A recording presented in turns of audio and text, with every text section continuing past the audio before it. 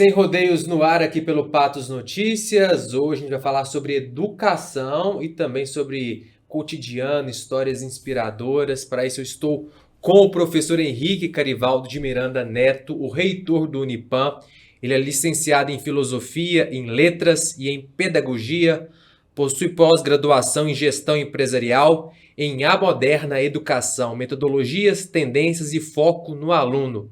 Também é mestre em Magistério Superior e doutor em Educação. Além disso, desenvolve pesquisas de pós-doutorado em Psicologia na Universidade Flores de Buenos Aires, na Argentina. Muito chique. O Henrique está aqui com a gente. Henrique, muito obrigado por aceitar nosso convite. Seja muito bem-vindo ao Sem Rodeios. Eu que agradeço, é sempre um prazer poder falar de temas que a gente gosta muito e principalmente falar sobre educação, que é um tema com o qual eu trabalho e, além de trabalhar, faz parte da minha existência. Então é sempre muito bom poder estar aqui falando com vocês. Perfeito. Lembrando que o Flávio Souza, excepcionalmente hoje, não participa conosco. Em breve ele está de volta aqui à bancada do Sem Rodeios. Agradecendo também nossos patrocinadores, Prefeitura Municipal de Patos de Minas, a ITEC Pro, especializada Apple, e também Água de Cheiro Beleza Brasileira. Vamos começar nosso bate-papo aqui com o Henrique. Henrique, você é natural de onde? É um patureba. Eu sou natural de Três Corações, no sul de Minas. É uma cidade que está bem indo ali na Fernão Dias, né?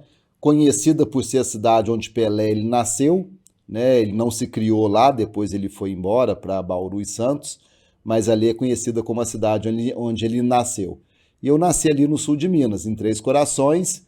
Ali eu passei a minha infância, parte da minha adolescência, quando eu fui estudar.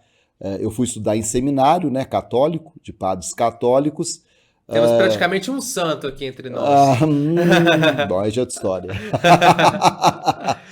E fiquei uma boa parte da minha vida ali no sul de Minas, até eu sair, né, para continuar os estudos e depois vir morar em Patos. Perfeito. Conta pra gente um pouco da sua infância. Você era um menino mais tímido, mais extrovertido?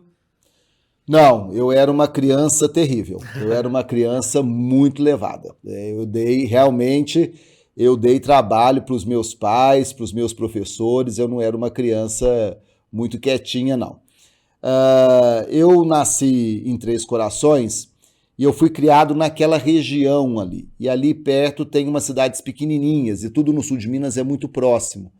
Então, a minha infância, ela se deu ali em Três Corações, São Bento do Abade, que é uma cidade pequenininha do lado de Três Corações, São Tomé das Letras, que é uma cidade conhecida, turística, conhecida, né, muito conhecida por todos, e eu ficava ali entre a vida urbana e a vida rural.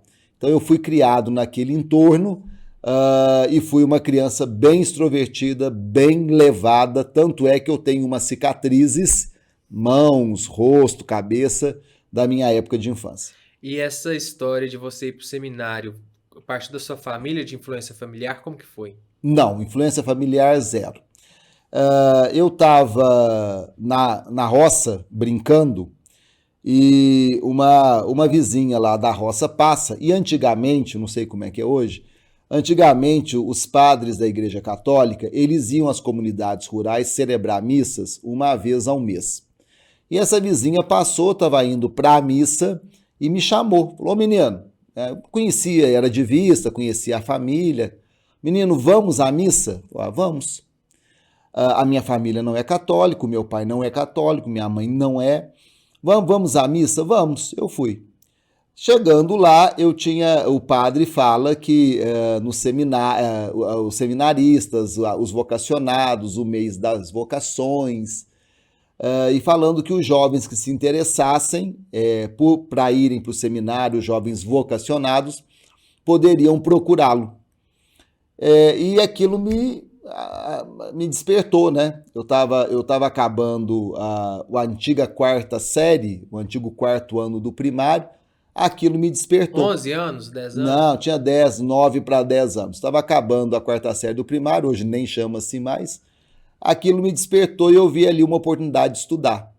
Acabou a missa, eu fui conversar com o padre Vicente, o nome dele. Fui conversar com o padre Vicente E aí a história começou. Eu cheguei em casa e falei assim, pai, mãe, eu vou para o seminário. Eles não deram bola, obviamente, acharam que aquilo era uma brincadeira. E eu sei que um tempo depois esse padre apareceu lá para conversar com meu pai, com a minha mãe. Minha mãe não deu muita bola. O meu pai recebeu o padre, começaram a conversar. E aí, quando eu fui iniciar a chamada quinta série, o quinto ano, naquela época era o quinto ano do ginasial, ou o primeiro ano do ginasial, a quinta série, eu já comecei estudando no colégio interno, na cidade de Campanha, que é uma cidade histórica, no sul de Minas, e ali eu comecei a minha formação. Daí você começou com filosofia. Primeiramente eu fiz de quinta, na época era de quinta a oitava, era o primeiro grau, né, o ginasial, depois eu fiz o ensino médio, e depois eu fui para os estudos de filosofia, que é a minha primeira graduação. O meu primeiro curso superior é filosofia, por causa da formação religiosa que à época eu estava submetido. Aí você continuou com letras em outra faculdade. Foi, aí o que acontece? Eu acabo a faculdade de filosofia e deixo o seminário diocesano, né? Eram padres diocesanos, era a diocese de Campanha. Eu acabo a filosofia, deixo os diocesanos e passo para a Ordem dos Irmãos Maristas. E quando eu deixo os diocesanos e vou para o Marista, o Marista me manda para Patos de Minas. Cheguei aqui em meados aí da década de 1990. E eu fico um tempo no Marista, fico um ano no Marista morando aqui em Patos, depois eu deixo a vida religiosa, fico como professor na cidade. Mais tarde eu curso letras na Uniub, e mais depois eu curso também pedagogia. E ainda tem o mestrado e o doutorado, e agora o pós-doutorado. Estudar tanto assim não te deixa entediado, não? Não, Ou é o contrário? não, pelo contrário. No meu caso, me incentiva. Eu comecei a trabalhar como professor, né, em Patos. Você imagina que eu comecei a trabalhar como professor de ensino religioso aqui em Patos. Foi a primeira disciplina que eu ministrei. Foi onde? No próprio Marista? No Colégio Marista e na Escola Estadual Guiomar de Melo.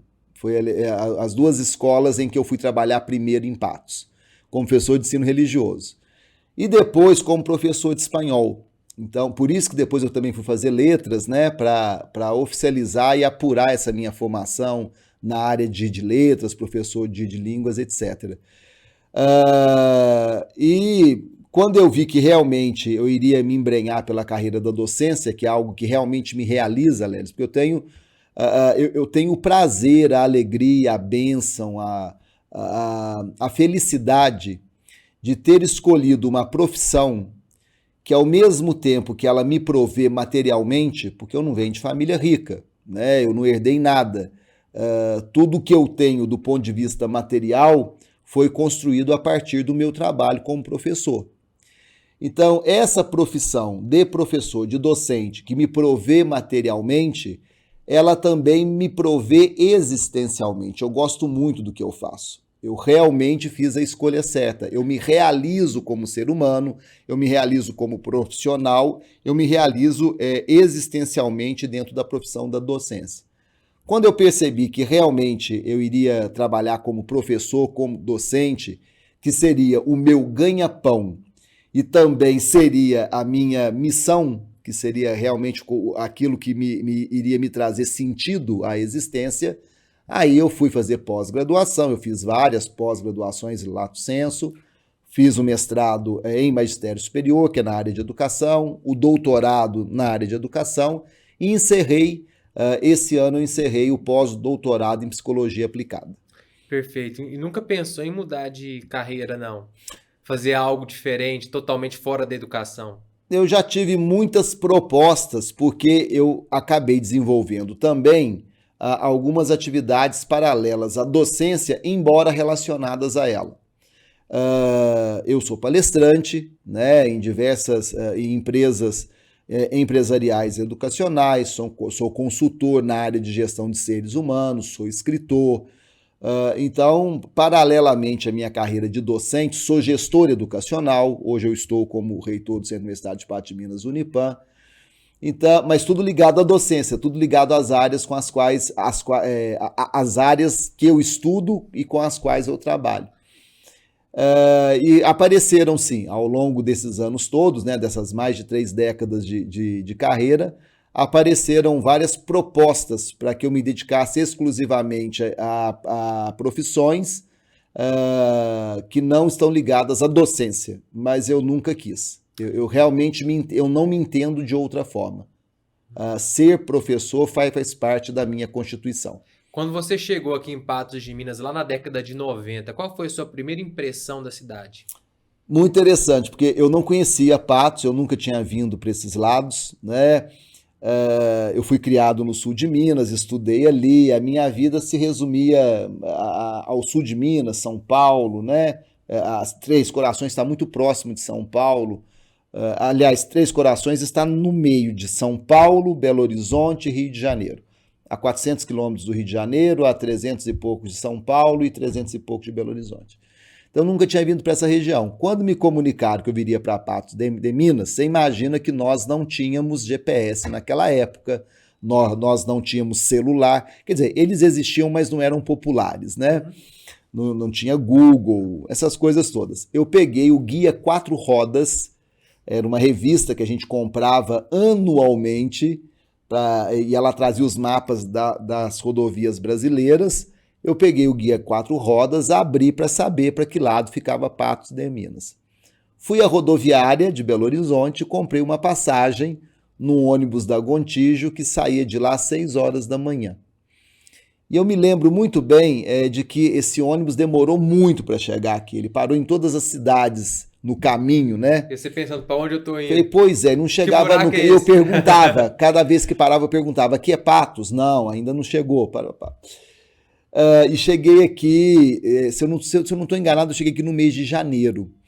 E uma coisa que me deixou muito impressionado a hora que eu desci na rodoviária é que a rodovia, não sei se ainda tem, faz muito tempo que eu não vou à rodoviária, tinha um painel pintado, um painel muito bonito pintado numa parede da rodoviária. Ainda tem, né? Faz muito tempo que eu não vou lá.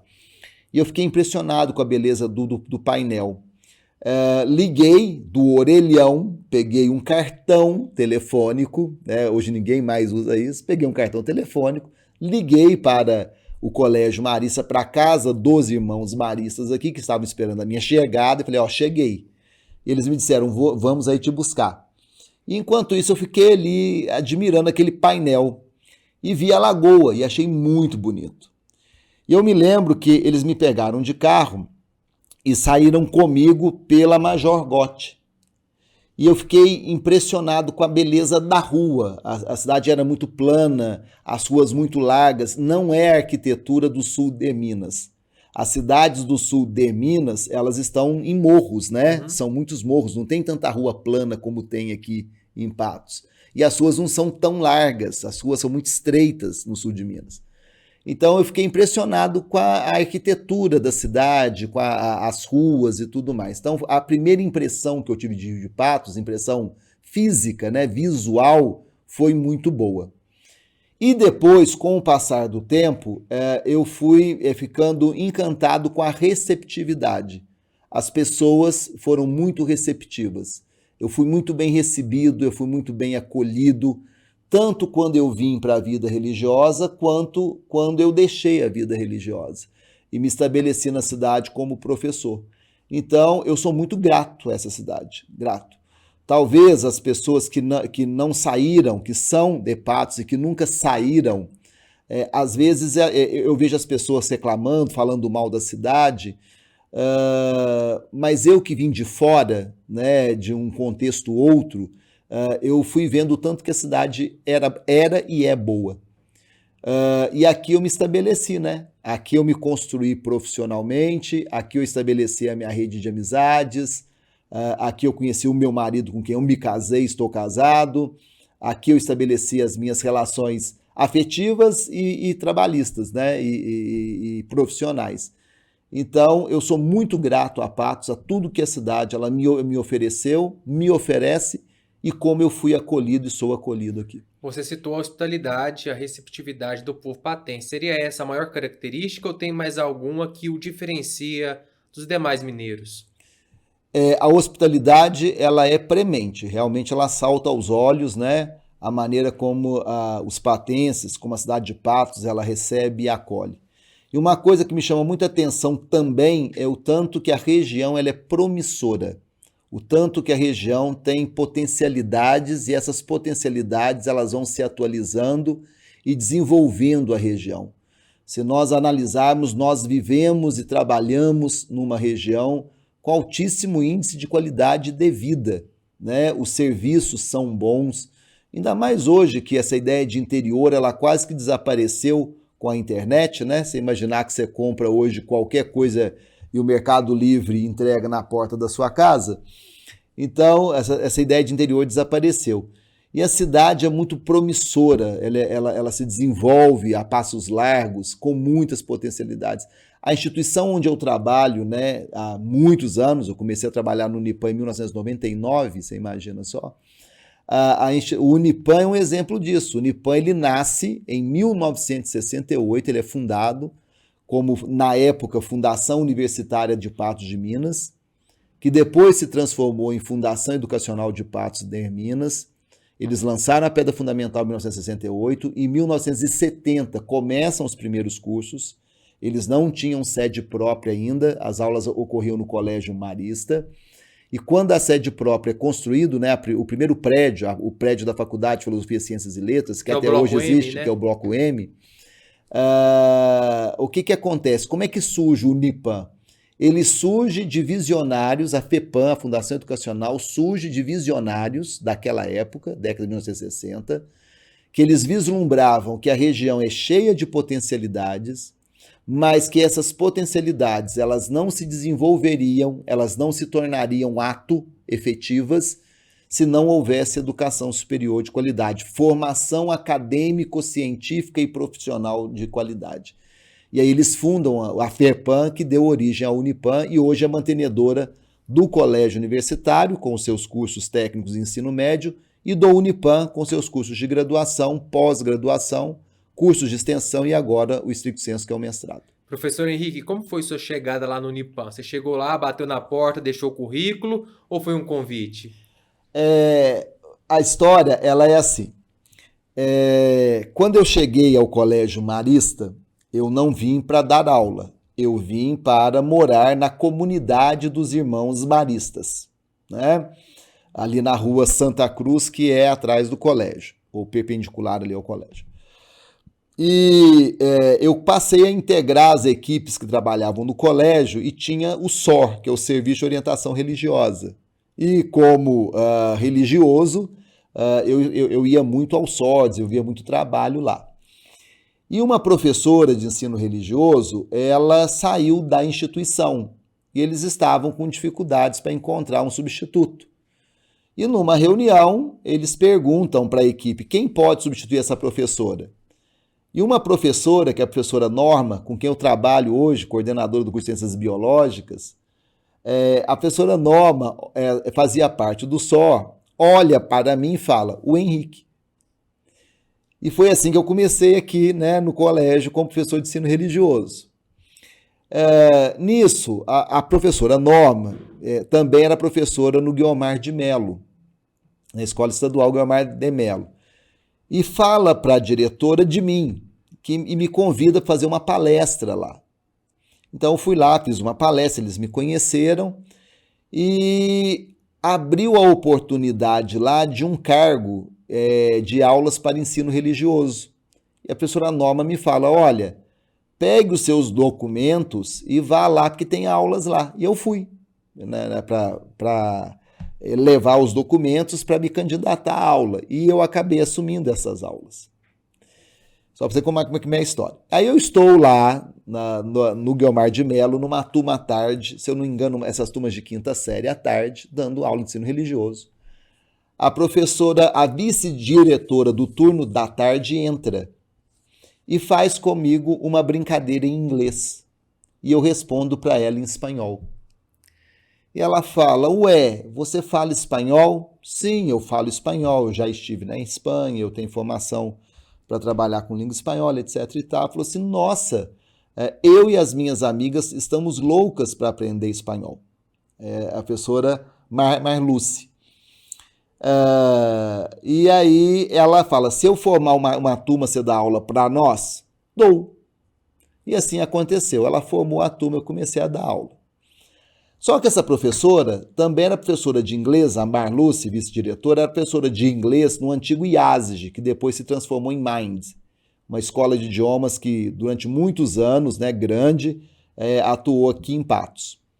Ela conta para a dona dessa escola, que é a Mafalda, que era a Mafalda e a Consuelo, que eu era professor de espanhol e estava tendo aula comigo.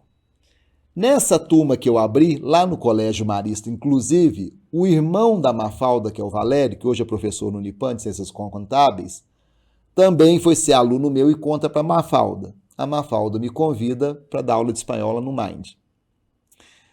Dando aula de espanhol no colégio, numa sala, o professor Agenor de português era o diretor da Faculdade de Filosofia, Ciências e Letras à época. Conta para a professora Adriana Tredesini, que era a coordenadora dos cursos de extensão, ela estava precisando de um professor de espanhol para dar aula no curso de extensão. Conta para ela que tinha um professor lá no Marista. A Adriana me convida. A Adriana também dava aula na Escola Técnica de Formação Gerencial, ETFG, cujo diretor era o professor Milton Roberto, ex-reitor do Unipan, que hoje é um dos diretores do Credit Copa. Ele precisava de um professor de espanhol. A Adriana, que era professora de português, né, na escola, conta para ele que eu era professor de espanhol no curso de extensão lá na Faculdade de Filosofia, Ciências e Letras. E aí as coisas vão acontecendo. Se não fosse esse telefone sem fio... Nesse curso de extensão, a esposa de um dos donos e diretores do Colégio Objetivo conta para o marido que ela estava fazendo aulas de espanhol com um professor lá na Faculdade de Filosofia, Ciências e Letras. Ele me convida para dar aula no Colégio Objetivo. Foi assim que as coisas foram acontecendo. Agora, no Unipan, especificamente, eu fui trabalhar com o professor Milton na Escola Técnica de Formação Gerencial do Sebrae, ETFG, um projeto muito legal, trabalhei lá há muitos anos, aprendi muito naquela escola. E a Adriana, como eu te falei, ela era professora, não era Unipan ainda, né? Eram faculdades isoladas. A Adriana, além de professora, ela era diretora do curso da Faculdade de Administração. E a Adriana era professora de português nessa escola técnica. E o professor Milton me convidou para ser coordenador da escola. Eu fui trabalhar lá, me tornei coordenador. Um belo dia, a Adriana está conversando com o Milton e fala para ele assim, eu preciso de um professor de filosofia para substituir a professora Y na faculdade de administração e de contábeis. E o Milton fala para ela assim, o Henrique. E ela fala, não, o Henrique é formado em letras. Aí o Milton fala, não, ele é formado em filosofia. Porque como eu dava aula de espanhol, né, eu comecei a dar aula de espanhol, as pessoas acreditavam que a minha formação era em letras, mas ela era em filosofia. E eu fui substituir essa professora. E aí não saí mais, fiquei no Unipan até hoje. Perfeito. E a gente vai falar um pouquinho de como foi você chegar lá na reitoria, porque 20 anos depois de carreira no Unipan, chegou ao cargo máximo, que é o cargo de reitor. A gente vai para um rápido intervalo, agradecendo aos nossos patrocinadores, Prefeitura de Patos de Minas, a ITEC Pro especializada Apple e também a Água de Cheiro Beleza Brasileira. Daqui a pouquinho a gente está de volta. A Água de Cheiro vai unir ainda mais a sua família com muitos presentes, linhas completas de autocuidado e muita perfumação para todos os gostos. Nas compras acima de R$ 159,90, ganhe uma necessaire exclusiva. Presentei com amor. Água de Cheiro Beleza Brasileira. Olá, Patrícia. Tudo bem? Patos de Minas está vivendo um novo tempo, com mais saúde e saúde de qualidade, graças a uma série de ações da Prefeitura que está acontecendo por toda a cidade. Patos de Minas está alcançando voos cada dia mais altos. E muitas melhorias ainda estão por vir. Acompanhe as novidades. Prefeitura de Patos de Minas, um novo tempo para uma nova cidade.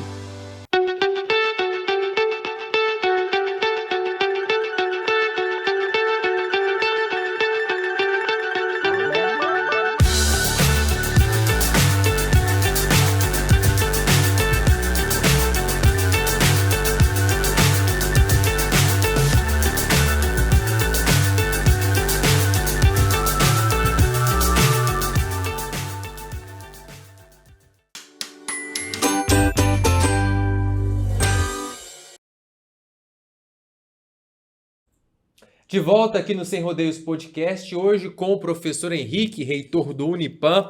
A gente já falou sobre a chegada dele aqui em Patos de Minas, as faculdades e também o início da carreira lá em 1999 no Unipam. Depois de 22 anos chegando no Unipam, veio o convite para ser o reitor, né? Você se tornou reitor, que é o cargo máximo ali da instituição. Como que foi essa transição ali da pró-reitoria até a reitoria e de assumir aí o lugar deixado pelo Milton? Bom, vou retornar um pouquinho à história, né? Então, em 99 eu começo como professor de filosofia nos cursos de graduação. Em 2000 eu vou cursar o mestrado em Uberlândia, mas morando em Patos. Então, eu acabo o mestrado em 2002. E quando eu acabo o mestrado, em 2003, e aí nos anos 2000, no começo de 2000, o Unipam, se torna centro universitário. Ele deixa de ser faculdades isoladas de 2000 para 2001, ele deixa de ser faculdades isoladas e se transforma em centro universitário. Em 2003, quando eu já tinha terminado o meu curso de mestrado, o professor Ricardo Marques, que era o pró-reitor de Ensino, Pesquisa e Extensão, foi o primeiro pró-reitor de Ensino, Pesquisa e Extensão. O professor Raul Scher foi o primeiro reitor do Unipam, que o Unipam não existia, eram faculdades isoladas e se transformou em centro universitário. Então o Unipam só teve 3 reitores até hoje. Eu sou o terceiro reitor, isso mesmo. O professor Ricardo Marques, à época, que eu tive o prazer de conhecê-lo e trabalhar com ele, uma pessoa encantadora, né, que faleceu em 2008, o professor Ricardo Marques me convidou eu já era professor no Unipam, me convidou para coordenar o NAP, Núcleo de Apoio Pedagógico. O NAP era responsável por selecionar, contratar e orientar os professores da instituição. Era a orientação metodológico-didática dos professores. Eu trabalhei no NAP durante 8 anos. Isso mesmo. De 2010 para 2011, a instituição fez uma grande reforma acadêmica e administrativa. Antigamente, no Unipam, você tinha os diretores das faculdades. Embora o Unipam fosse um centro universitário, existiam as unidades acadêmicas. O diretor da Faculdade de Filosofia, Ciências e Letras, que era a dona Neuza Helena, o diretor da Faculdade de Ciências Agrárias, que era o professor Edmundo. Então você tinha os diretores das unidades acadêmicas. Em 2011, de 2010 para 2011, o Unipam faz uma grande reforma acadêmica e administrativa e cria uma diretoria única de graduação. Os diretores das unidades acadêmicas desaparecem, as unidades acadêmicas desaparecem e cria-se uma diretoria única de graduação. E eu fui convidado para assumir essa diretoria única de graduação. Eu fui o primeiro diretor de graduação do centro universitário. Ficou lá até 2000 E aí eu fiquei até 2018.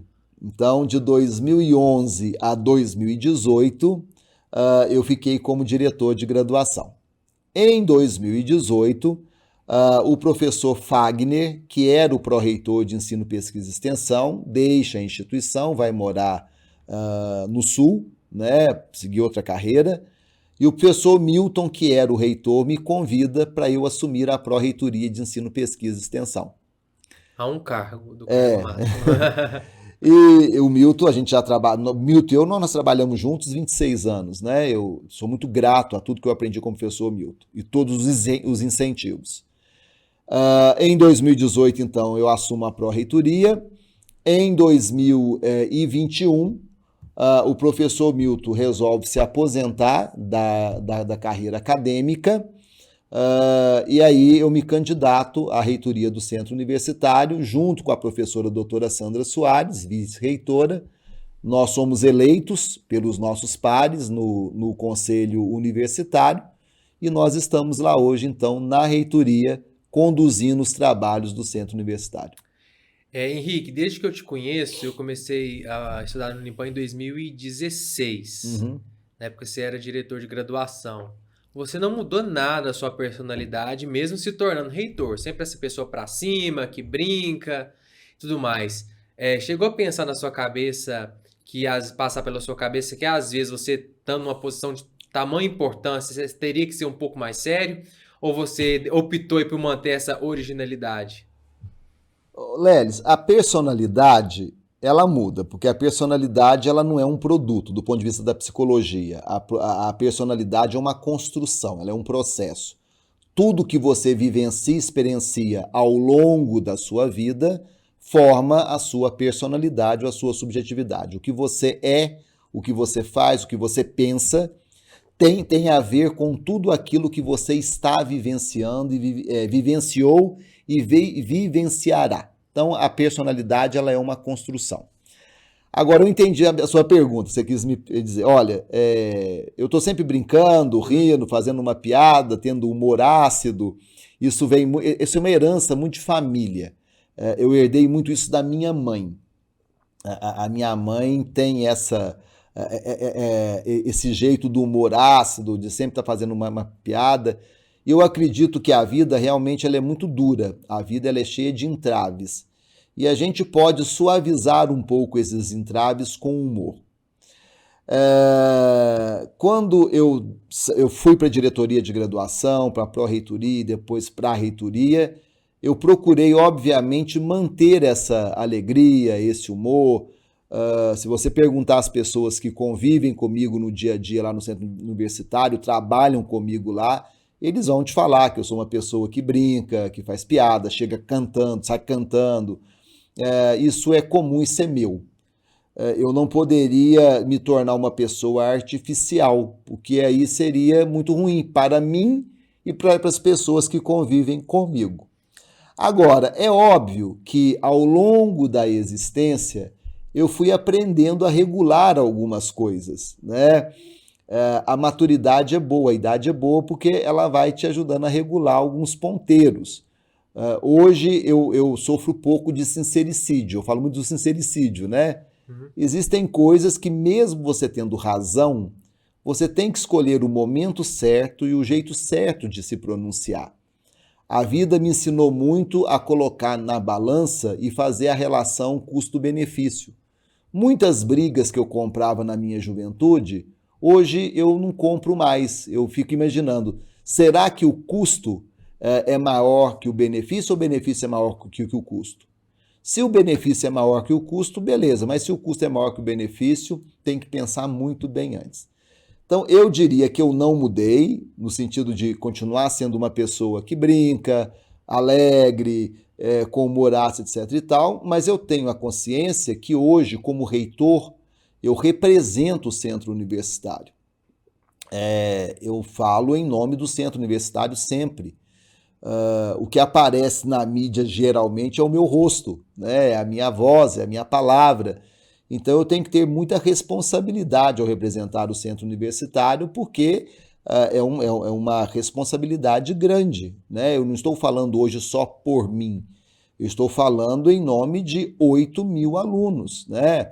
Eu estou falando em nome de mais de 1.000 colaboradores que trabalham lá, de toda uma comunidade, porque vale lembrar que o Unipam é mantido pela FEPAM, que é a Fundação Educacional. A Fundação Educacional não tem donos, ela é um bem de Patos de Minas e região, administrada e gerida por um conselho curador. Então, quando eu fui eleito, inclusive, a professora Sandra e eu fomos eleitos pelos nossos pares, colegas, no conselho universitário. Foi depositada em nós uma confiança muito grande. E nós precisamos fazer jus a essa confiança. Então, eu digo que eu não mudei nesse sentido, de continuar sendo uma pessoa alegre, como eu sempre fui, etc. e tal, mas hoje eu tenho que entender que, como gestor, eu preciso ser mais estratégico nas minhas palavras e nas minhas ações.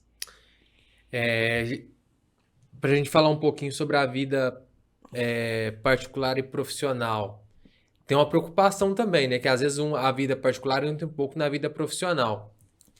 Se você souber delinear muito bem, determinar muito bem quais são os limites e ter bom senso, porque é isso que eu fui aprendendo com o tempo, né? Quando a gente é muito jovem, eu acho que é muito hormônio, né? E você sabe que do ponto de vista da psicologia, emoção, bloqueio e razão são antagônicos. com o tempo, a gente vai desenvolvendo mais esse sentimento, esse espírito de bom senso. Tudo é uma questão de bom senso. E estabelecer os limites. Eu acho que isso é muito importante. Não existe essa história de que eu sou o Henrique profissional, eu sou o Henrique pessoal. Isso é uma mentira do ponto de vista psicológico. Nós somos uma unidade. A psicologia já demonstrou isso. Nós somos um sistema, né, holístico. Nós somos uno. Não existe fala agora o Lelis repórter, fala agora o Lelis filho. Isso não existe. Só que esse Lelis único, ele tem que entender qual é o contexto em que ele está e escolher as melhores ferramentas, as ferramentas adequadas para o contexto. Então, não existe Henrique reitor, Henrique amigo, Henrique filho, Henrique família. Existe Henrique. E este Henrique tem que entender qual é o contexto para escolher as melhores ferramentas para poder atuar. Perfeito. Antes da gente seguir aqui, a gente tem novidades lá no Unipan. Vamos falar primeiro sobre os cursos de mestrado. Já está bem encaminhado? Novidade aí para 2024? Sim, nós já estamos trabalhando há um bom tempo para a implantação dos nossos 3 primeiros cursos de mestrado, stricto sensu. O mestrado em educação, o mestrado na área de ciências da saúde, um mestrado em tecnologias aplicadas à saúde e o mestrado na área de ciências agrárias. O mais avançado, porque começou-se a trabalhar antes, é o mestrado em educação. Submete-se, se chama APCN, que é a proposta que você manda para a CAPES, que é o órgão que analisa e te autoriza a ministrar cursos de mestrado e de doutorado, os programas. Nós vamos submeter agora o APCN com uma probabilidade muito grande de aprovação, e ao que tudo indica, no próximo ano já temos a nossa primeira turma de mestrado, que é o mestrado em educação no Centro Universitário de Patos de Minas, Unipan. E os outros 2 estão em desenvolvimento. Perfeito. A gente até noticiou que o Unipan requeriu um aumento no número de vagas para medicina. Uhum. Já teve uma resposta por parte do MEC? Não. O MEC, desde 2018, ele havia baixado uma portaria que proibia a abertura de novos cursos de medicina e proibia ampliação de vagas nos cursos existentes. Essa portaria cai em 2023, em abril. Quando foi agora, no segundo semestre de 2023, o MEC emite uma nova portaria com novas regras para autorizar o funcionamento de novos cursos de medicina ou a ampliação de vagas nos cursos existentes. São regras bem complexas, amplas, mas resumindo, a nossa região, aqui a região de Patos de Minas, pelo número de leitos SUS que a região tem e pela relação, pela proporção médico, o número de médicos e a população, o curso de medicina do Unipan está autorizado a pedir a ampliação de mais 20 vagas. Nós fizemos essa solicitação ao MEC, tínhamos até o último dia de outubro para fazer essa solicitação, fizemos, e agora estamos aguardando que o MEC analise e nos dê uma resposta. O MEC ainda não se pronunciou. Teoricamente, ele tem 120 dias para poder se pronunciar, mas ainda não há nada oficial. Estamos aguardando. Ao que tudo indica, é muito provável que no vestibular do próximo ano, no processo seletivo vestibular 2025, para os que ingressam em 2025, nós já possamos ter mais 20 vagas para o nosso curso de medicina. Perfeito. E o Unipan Internacional já é uma realidade, né? Começou lá, acho que foi em 2019, 2020, né? Depois a gente teve a pandemia e agora está com força total. Hoje são cerca de quantos alunos estrangeiros e de quais países? Em 2019 começaram os primeiros movimentos para a internacionalização. Nós temos convênio com um instituto, chama Instituto Daniel Franco, em Uberaba, que nos representa e nos divulga por todo o mundo. Hoje nós temos também um núcleo próprio de internacionalização, que é o NIMA, Núcleo de Internacionalização e Mobilidade Acadêmica, dirigido, coordenado pelo professor Heitor, e faz parte dele também o professor Fabrício. Em 2019, iríamos receber em 2020 alunos nigerianos, só que a vinda deles coincidiu com a pandemia, então não deu certo. A coisa ficou um pouco adormecida, porque você sabe que 2020 e 2021 foram anos de sobrevivência para as instituições. 2022 foi o ano da retomada da presencialidade. E 2023 foi o ano da retomada do crescimento. Em 2023, agora, nós recebemos, primeiro, 65 alunos da República do Panamá, que vieram para 4 cursos de graduação. Agronomia, medicina veterinária, mecânica de precisão, com ênfase em agricultura de precisão e odontologia. Eles vão permanecer conosco aqui todo o curso, fazendo a sua formação acadêmica, científica e profissional. E eles vieram com bolsa do IFARO, que é um órgão do governo panamenho que está pagando as mensalidades, a estadia deles aqui. Quando foi agora, no final de setembro, nós recebemos mais 19 alunos do Panamá com bolsa do MIDA, que é o Ministério deles do Desenvolvimento Agropecuário, e mais 3 alunos da República Dominicana que vieram para um curso de 3 meses. Se chama Curso de Extensão Universitária em Introdução às Agrociências.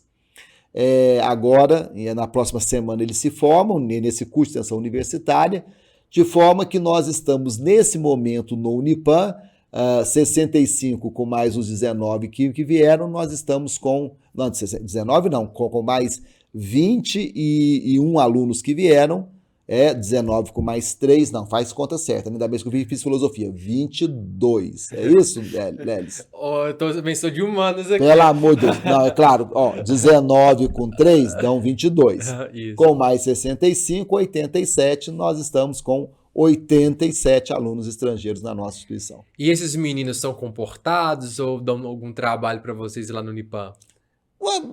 Pessoas são pessoas independentemente da sua nacionalidade, cor, raça, língua, são pessoas. Mas, no geral, são alunos muito bons, porque eles foram selecionados, passaram por uma seleção muito rígida nos seus países, né? São alunos que foram realmente escolhidos para poderem estar estudando na nossa instituição.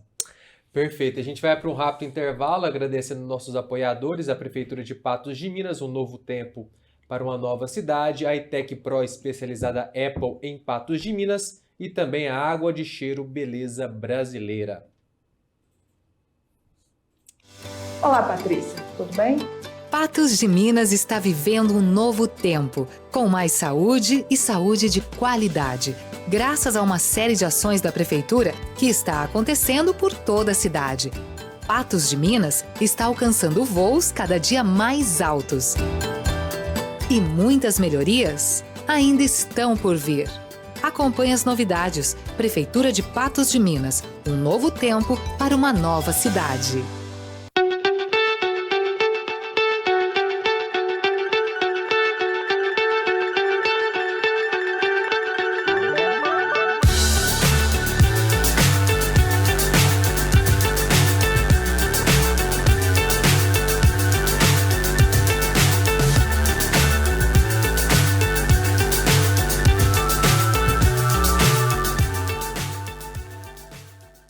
A Água de Cheiro vai unir ainda mais a sua família com muitos presentes. Linhas completas de autocuidado e muita perfumação para todos os gostos. Nas compras acima de R$ 159,90, ganhe uma necessaire exclusiva. Presentei com amor. Água de Cheiro. Beleza brasileira.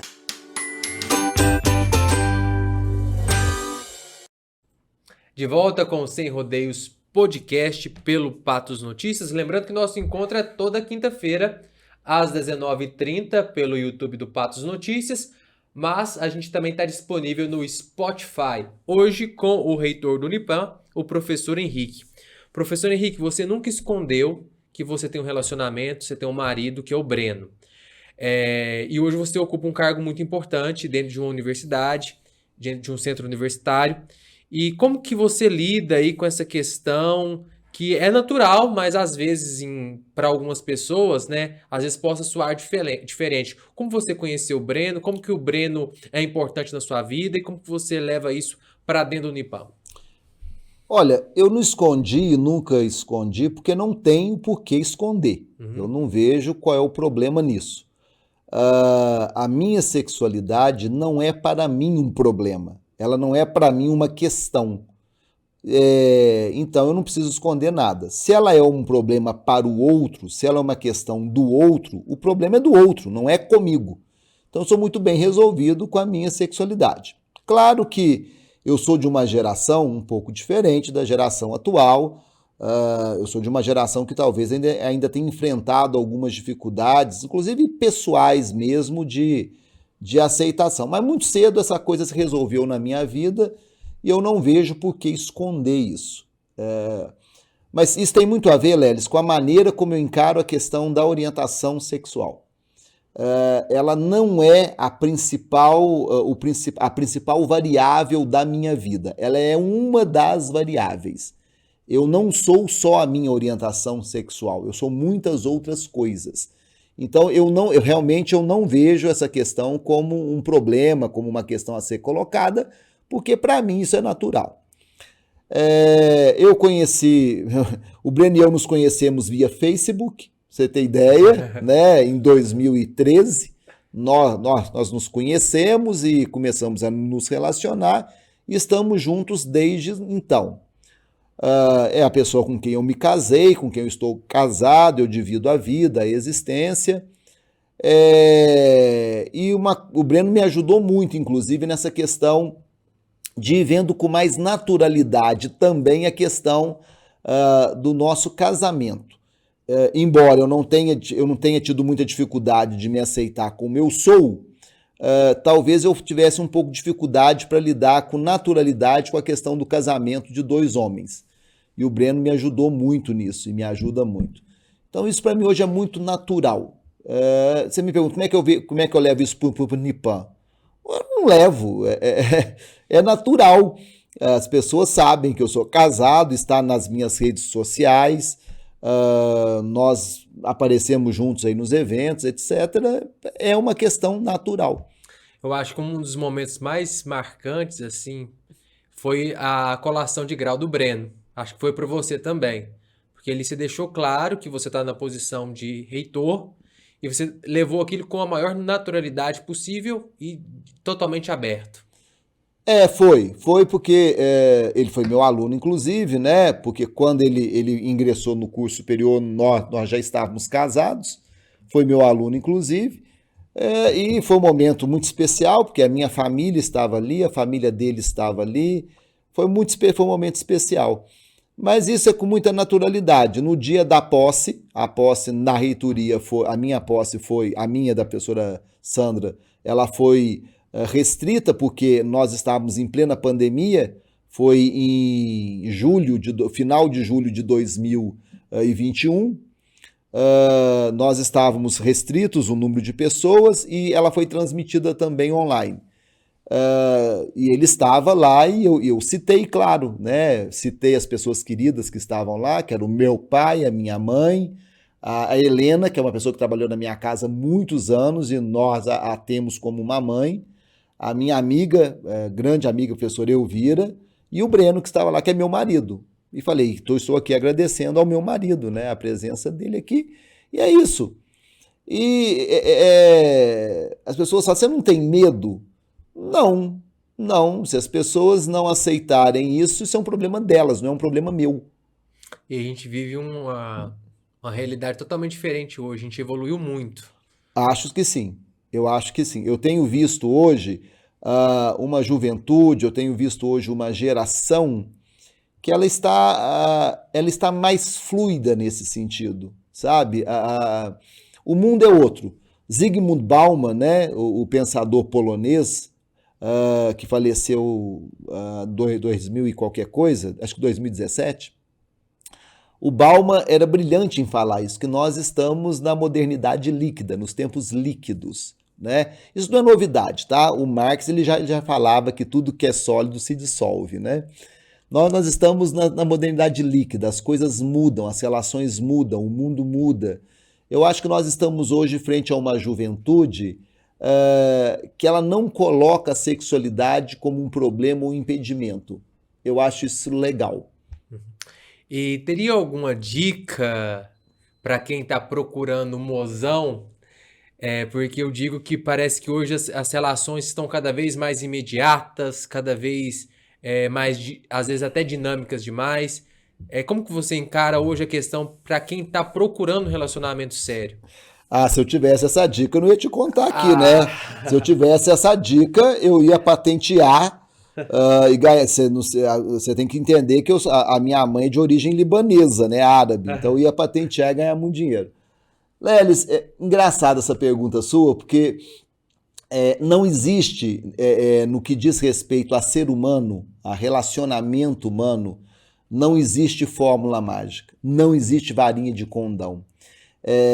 Eu escuto muito quando eu dou uma aula, falo, né, na área da psicologia, que eu acabo a aula, o aluno vem e me fala assim, professor, tem algum livro que eu possa ler que me oriente a respeito um disso? Né? manual. Tem um manual, o ser humano ele quer sempre um manual, né? E o problema nosso da existência humana é que ela é tão, e é isso que é a beleza dela, mas também é angustiante, a existência humana ela é sempre uma caixinha de surpresas e cada um tem os seus caminhos. Eu nunca imaginei que eu iria conhecer alguém no Facebook. Nós começamos a trocar uma mensagem no Facebook, acho que Facebook ninguém nem usa mais hoje. É na época da cutucada? A gente começou a conversar no Facebook, nunca imaginei que aquilo dali se transformaria num casamento de 10 anos. Né? Então, cada um tem os seus caminhos e meios. Acho que não tem uma fórmula. Eu acho que a fórmula, assim, a dica é estar aberto às possibilidades, aos sabores e aos dissabores que a existência traz. Que eu escuto muita gente também falar assim, nossa, eu já me decepcionei muito. Ah, mas é isso mesmo, a vida é isso. A vida é uma sucessão de decepções e de alegrias. A vida é isso. Tudo aquilo que você conquista e perde, que você saboreia, que te alegra ou entristece, todas as vicissitudes e os ganhos formam o que você é. E a vida é isso. Até nosso dia, né? Nosso dia começa às vezes para baixo, Às depois vezes sobe, né? É, Agora, se teria que dar alguma dica, esteja aberto às experiências, né? perfeito.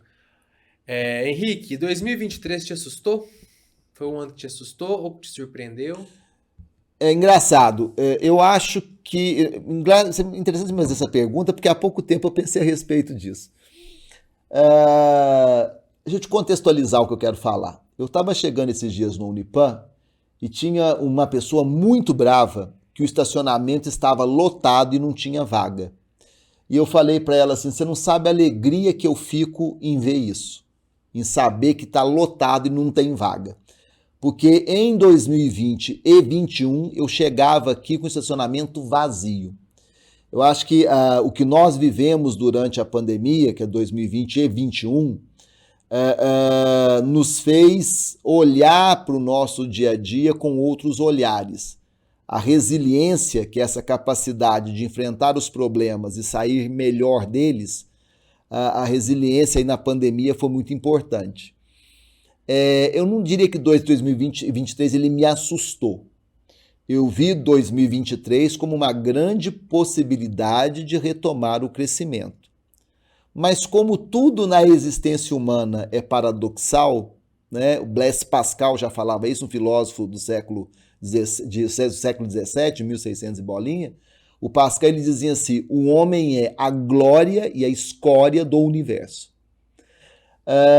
Como tudo na existência humana é paradoxal, eu vi o ano de 2023 como um ano maravilhoso para a gente retomar o crescimento na pós-pandemia. Mas algumas coisas me deixaram assustado e intrigado, como, por exemplo, a guerra na Ucrânia, como, por exemplo, o que aconteceu em Israel agora, O calor. como a onda de calor que nunca vivenciamos assim, como que essa semana vimos a anexação de parte da Guiana pela Venezuela, essas coisas que nós achávamos que elas já estavam superadas no mundo, né? Que um país não iria anexar outro, que uma nação não iria fazer terrorismo com outra, que a gente achou que, né, já tinha passado, não passou. Então isso me deixa um pouco me deixa um pouco ansioso, me deixa um pouco cabreiro, né, como a gente fala na roça. Mas o ser humano é isso, né, Lelis? O ser humano, ele é portador de todas as possibilidades, mas também de todas as limitações. Para a gente fechar, o que esperar, sonhar para 2024? Eu tenho grandes esperanças com 2024, até porque se não fosse assim, eu acho que nós não estaríamos aqui. A teoria da motivação em psicologia é justamente isso, né? Você estabelece metas e são essas metas que te dão energia suficiente para você continuar vivendo. Então eu sempre acho que você tem que sonhar. O dia que os seus sonhos acabarem, você está perdido. Os sonhos acabaram, você vai definhar. Você vai definhar física e psiquicamente. Então eu acho que o que mantém a gente inteiro são sonhos. Eu acho que 2024 ele será um ano de grandes possibilidades, desde que nós arregacemos as mangas e trabalhemos para que essas possibilidades se tornem realidade. E é isso que nós temos que fazer. Como diz, sem dor, sem ganho. Exatamente. Ou eu usaria Sartre, né? Usaria dois, Nietzsche e Sartre. O Nietzsche que dizia que aquilo que não te mata te fortalece, isso é verdade. O que não nos matou esse ano nos fortaleceu para o ano de 2024. E o Sartre com o seu existencialismo que vai dizer assim, filósofo não tem jeito, sempre lembra dos outros filósofos. E o Sartre no existencialismo que diria assim, no palco da existência, ele era teatrólogo, né? No palco da existência, você escolhe ter uma atuação boa ou ruim. E ter uma atuação boa ou ruim é responsabilidade sua. Então faça a sua escolha para o próximo ano. Não fique sentado esperando. Exatamente. Perfeito. Professor Henrique, muito obrigado por aceitar nosso convite, bater esse papo gostoso aqui com a gente. A casa está sempre aberta para ti, para o Unipan. Eu tenho certeza que a gente vai ter um ano bem abençoado pela frente. Muito obrigado, viu? Eu que te agradeço, fico muito feliz com o convite, tá bom? E fico muito feliz quando eu vejo meninos como você, o Igor, o pessoal todo, que foram alunos do Unipan, que estudaram lá. A gente fica muito feliz porque significa que deu certo, que dá certo. Quando a gente pega profissionais como vocês, que são profissionais competentes, comprometidos, significa que a nossa instituição realmente tem feito o trabalho dela. Eu parabenizo a todos vocês. Muito obrigado. Pessoal, a gente volta na semana que vem. Na semana que vem a gente recebe o presidente da Câmara Municipal, o Gladstone Gabriel, para fazer um balanço da atividade legislativa neste ano de 2023. Um forte abraço, até lá.